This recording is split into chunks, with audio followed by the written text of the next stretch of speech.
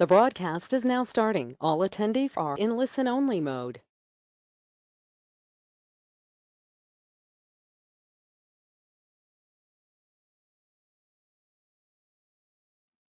Good morning, everyone. This is Miranda Fullerton at the National Weather Service Pittsburgh office. Hope everyone is having a good morning.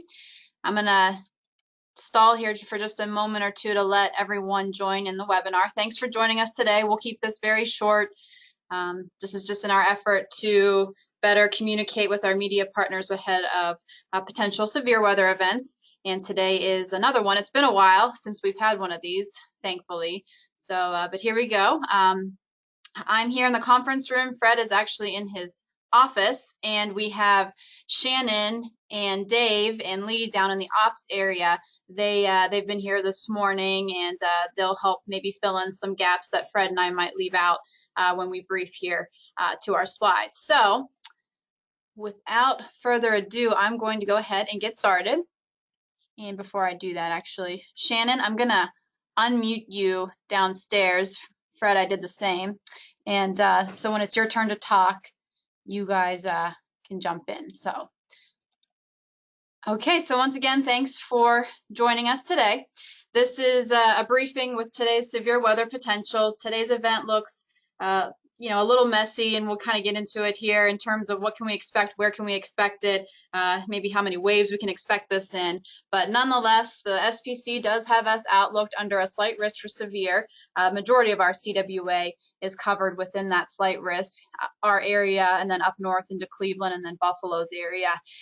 In terms of hazards, we're looking at the potential maybe for some isolated tornadoes. This is the graph, the depiction up the top part of the screen.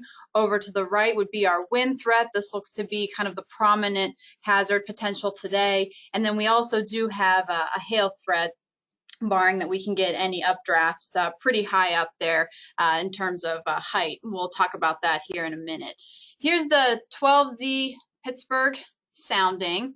It shows kind of some interesting features that I'll talk about here. Convective temperature, for example, is 89 degrees based on this sounding, and our forecast high out of Pittsburgh today is 89 degrees as well. Note our freezing level, it's pretty warm. We've had some pretty strong warm advection, starting last night through this morning, and you can tell that by looking at the strong southwesterly wind profile pretty much all the way up through about 300 millibars, and that's allowed us to warm significantly. So our freezing level is pretty high at 14,000, almost 15,000 feet. So that'll be an indication of how high we need strong updrafts to develop in order to reach large hail or severe hail criteria.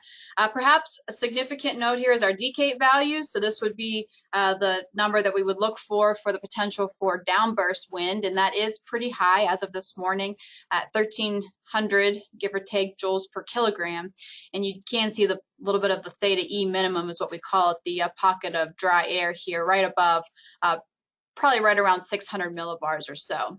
There is a notable inversion this morning, but with these strong southwesterly winds, the question, of course, becomes how long will that last? Because of, we're seeing a little bit of cloud cover this morning. We did talk about that. SPC actually mentioned that in their previous discussions of that kind of being a question. But I do think based on satellite imagery, and I'll show that here in a minute, we are clearing out to the west thanks to a low-level jet that's starting to move into the region. So that's kind of what that how long will it last question is.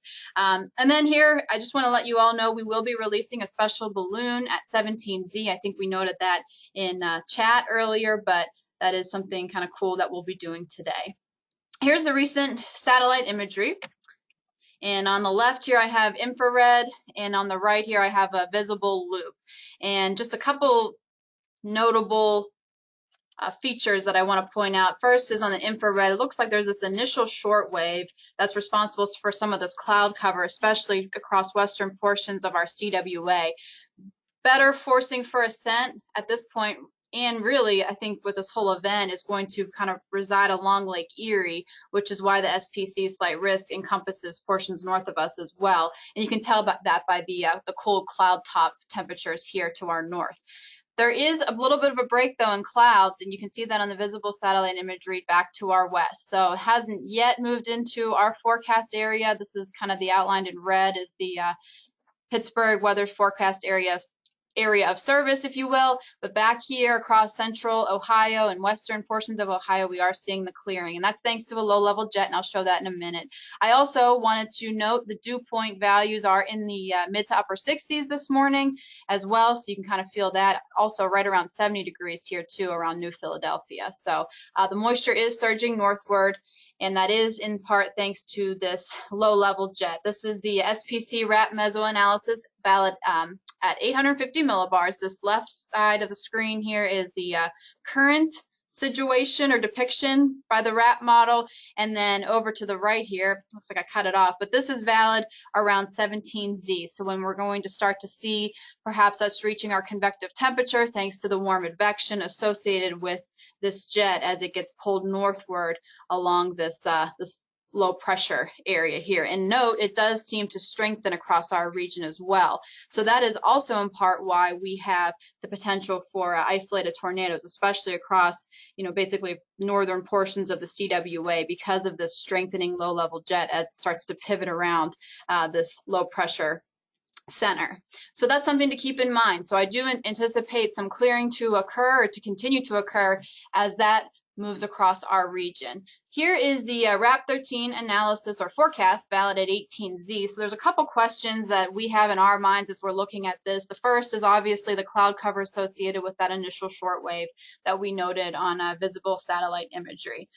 So that is going to play a part in perhaps some localized areas where we see maybe a little bit stronger inversion at mid-levels, or maybe not as much instability allowing to build closer to the surface. So that does play a part in our questioning as to where this convection will set up later this afternoon. Also, where is the best forcing for ascent? Where will that be located? We have, the models are showing several different short waves moving across the region. The atmosphere, no doubt, is priming itself in terms of severe parameters, but it will be a question as to where that best forcing for ascent is located and to play a part in the developing convective initiation. We did mention a lot of that looks to occur across Lake Erie, but we are obviously in close proximity to Lake Erie. So what we're anticipating based on what we're seeing is maybe some isolated cellular activity developing right when we reach that convective temperature, which would be closer to the 17, 18Z time frame, and then a broken QLCS that will develop along surface convergence associated with the cold front as that gets pulled across the region later this afternoon as well. So kind of two waves of precipitation is what we're anticipating, at least given what we're seeing. But as I mentioned, there are a couple questions that we're just going to have to watch to see how this plays out. Keep a close eye on our satellite imagery as well as our infrared imagery too, because I think those will be very telling today in conjunction with our temperature and our dew point values. So just briefly going across, I'm going to start in Zanesville and show you what the Buffkit sounding looks like here.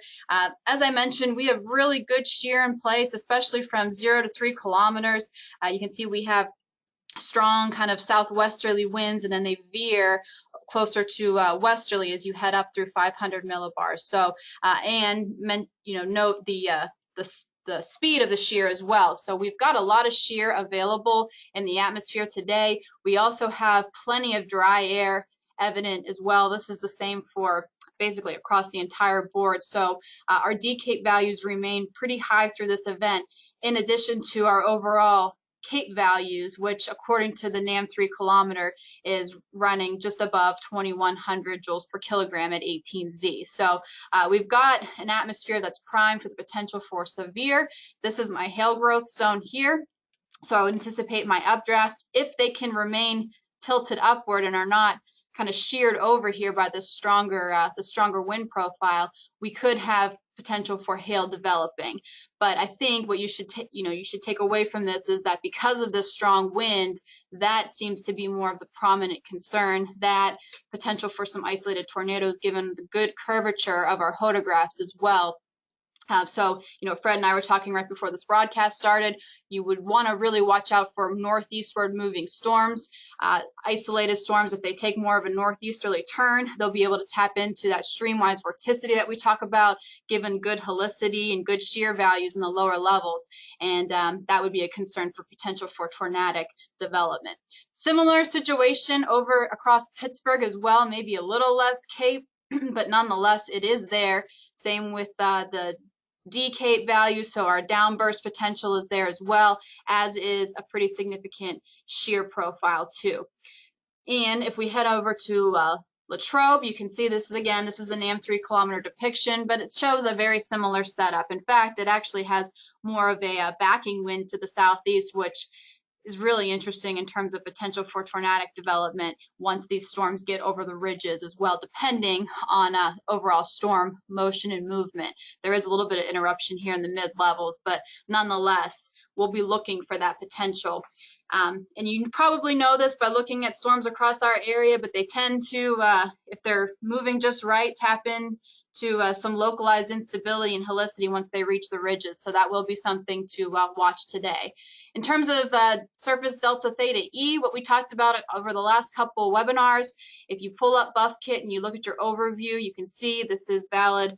Basically, here's 18Z, this beige line here, and what we're looking for values, minus 20 to negative 25 here, and we've got a really good pocket of that after 18Z and through the 0Z time frame. So again, just kind of hitting this over the head that the downburst wind potential is definitely here for this event.